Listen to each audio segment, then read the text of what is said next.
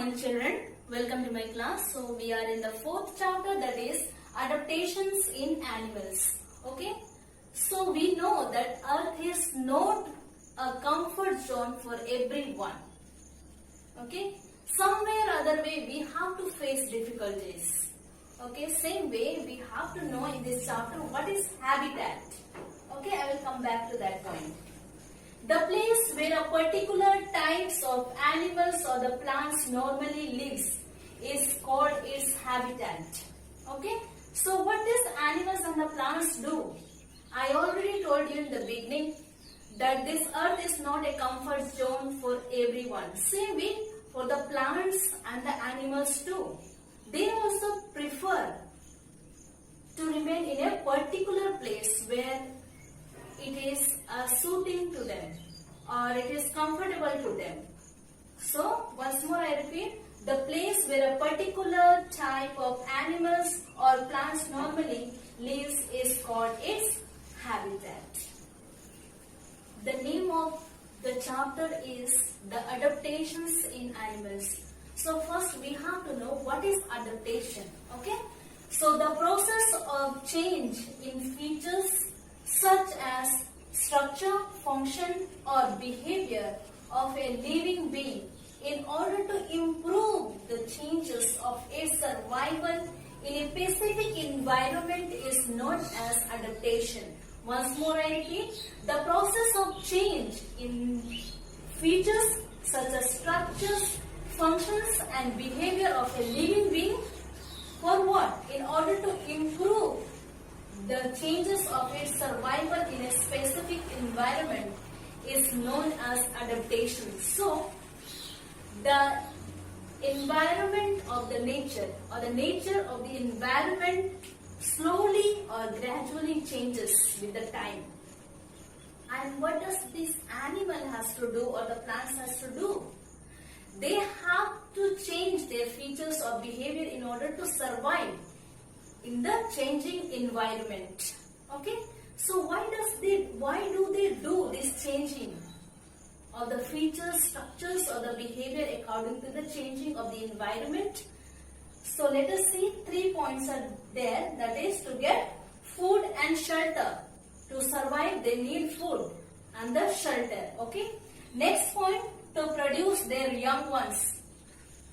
So why they have to adapt in the changing environment is to produce their young ones so that their generation may go on.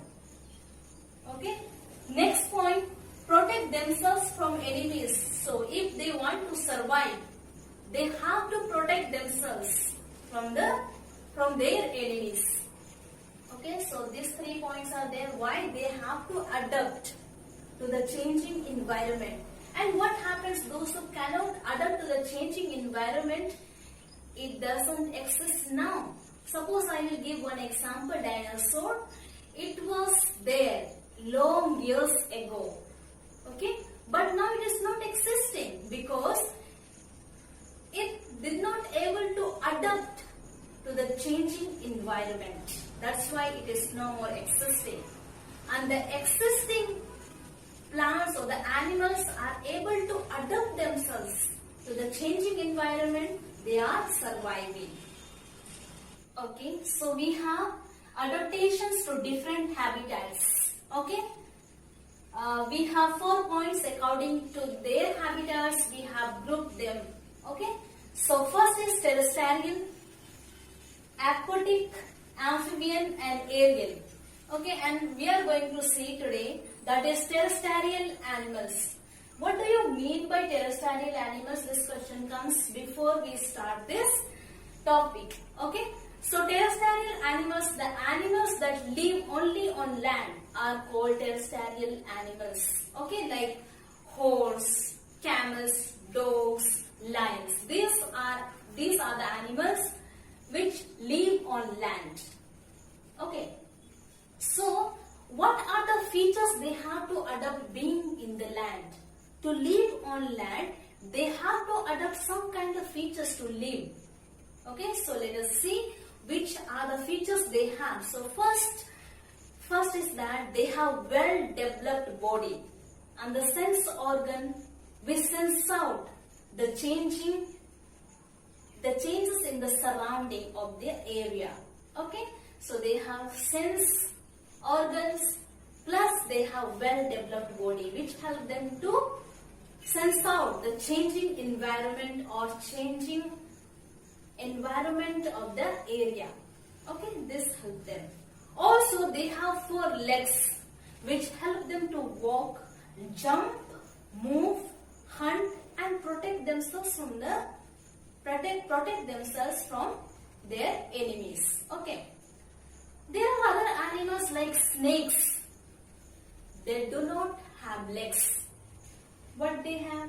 They have scales on their body to crawl on earth. Okay. There are other kinds of animals like monkeys, squirrels and tree snakes. They live on trees.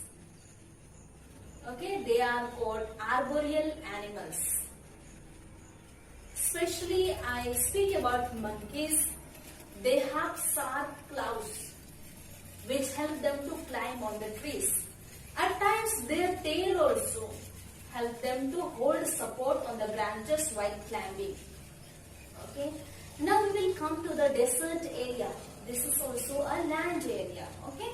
So in desert areas that live on desert have thick outer cover or thick layer of skin, or I can say thick skin or thick outer cover which protects them from the sun and prevents the loss of water from their body. Camels have thick layer of skin or thick outer cover which prevents them from the heat of the sun. Also, it prevents the loss of water from their body. Okay. They also store fat on their hump so that they can use, or I can say it is helpful in the scarcity of the food and water. Also, camels or the desert animals, I can say, now I am giving the example of camels, so I speak about the camel. Okay, so camel can drink loads of water at a time and remain without water for many months. They also have fat, broad, leathery pads on their hooves, okay, which prevents their feet from sinking into the sand. Now we come to the other animals like snails and lizards. What they do? They sleep during the hot hours of the day. The snails and lizards, they sleep in the hot hours of the day to prevent themselves or protect themselves from the heat. Not prevent, protect themselves from heat. This is called summer sleep or estivation. Once more I repeat, snails and the lizard, they sleep in the hot hours of the day to protect themselves from the heat, and this is called summer sleep or estivation. Next we see in the polar region that polar bears are there. They have thick fur which protects them from the cold. Also in polar region there are other animals like penguins and seals we have. So what they have, they don't have fur.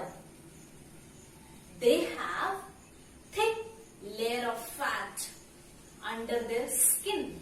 This is called blubber. Okay. Next kind of animal.